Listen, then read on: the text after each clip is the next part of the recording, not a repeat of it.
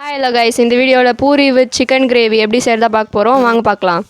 Salt add பண்ணிக்கலாம், தேவையான அளவு. கொஞ்சமாக சோடா மாவு ஆட் பண்ணிக்கலாம். தண்ணி ஊற்றி நல்லா கலந்து விட்டுக்கலாம். தேவையான அளவு தண்ணி ஆட் பண்ணிக்கோங்க. சால்ட்லாம் நல்லா கரையிற அளவுக்கு மிக்ஸ் பண்ணி விட்டுக்கலாம்.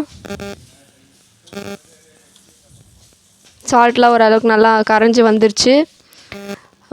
மைதா மாவு ஆட் பண்ணிக்கலாம். கொஞ்சம் கோதுமை மாவு,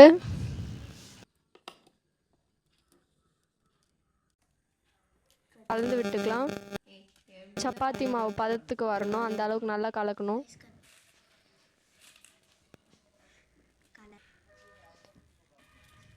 மாவு நல்லா ஓரளவுக்கு grip வந்துடுச்சு. இன்னும் கொஞ்சம் நல்லா பிசையணும். பாருங்கள், இந்த அளவுக்கு நல்லா வர அளவுக்கு நல்லா பிசைஞ்சு விட்டுக்கலாம். பூரிக்கு தேவையான அளவு சைஸில் உருண்டை பண்ணி வச்சுக்கலாம்.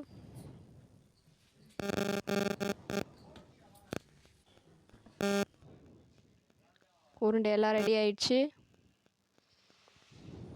தேய்ச்சி எடுத்துக்கலாம். பூரி மாவை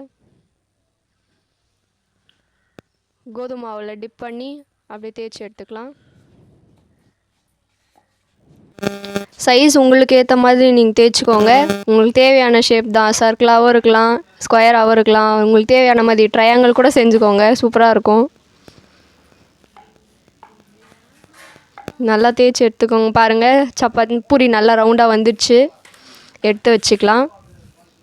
இதே மாதிரி நம்மளுடைய பூரி மாவு எல்லாத்தையும் தேய்ச்சி எடுத்து வச்சுக்கலாம்.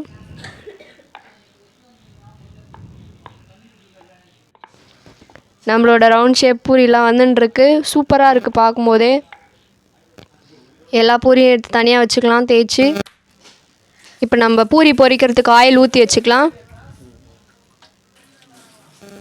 எண்ணெய் நல்லா காஞ்சி வந்ததும் நம்மளோட பூரி போட்டு பொரிச்சு எடுத்துக்கலாம்.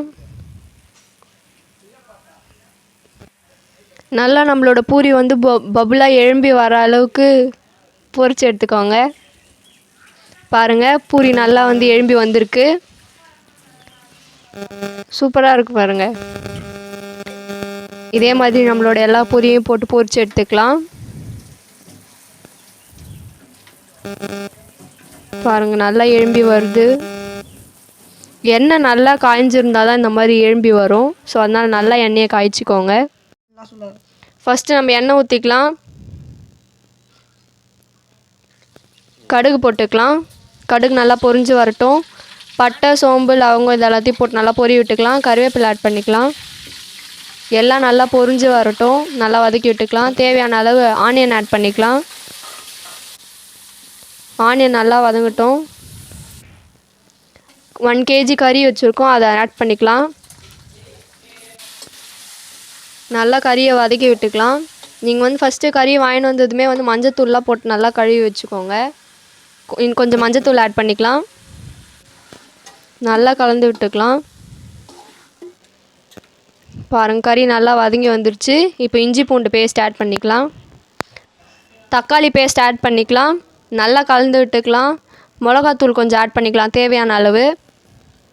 சால்ட்டு கொஞ்சம் நல்லா போட்டு மிளகாத்தூளோட வாசனை போகிற அளவுக்கு நல்லா வதக்கி விட்டுக்கலாம். தண்ணி ஊற்றி கொதிக்க வச்சதும் நம்ம சிக்கன் கிரேவி ரெடி ஆகிடும். பூரிக்கும் சிக்கன் குழம்புக்கும் செம்ம காம்பினேஷன். அதே மாதிரி சப்பாத்தி, சாப்பாடு, வேறு எதுக்கு வேணால் சாப்பிட்லாம், சூப்பராக இருக்கும். கொஞ்சம் கருவேப்பிலை தூவி விட்டுக்கலாம். மூடி விட்டு இறக்கணுன்னாக்கா நம்மளோட சிக்கன் கிரேவி ரெடி. நம்ம சேனலில் புதுசாக விசிட் பண்ணுறவங்களா இருந்தால் லைக் பண்ணுங்கள், ஷேர் பண்ணுங்கள், கமெண்ட் பண்ணுங்கள், சப்ஸ்கிரைப் பண்ணுங்கள். நம்மளோட செகண்ட் கிவ் அவேக்கான லிங்க்கை டிஸ்கிரிப்ஷனில் கொடுத்துருக்கோம். மறக்காமல் அதையும் போய் பாருங்கள்.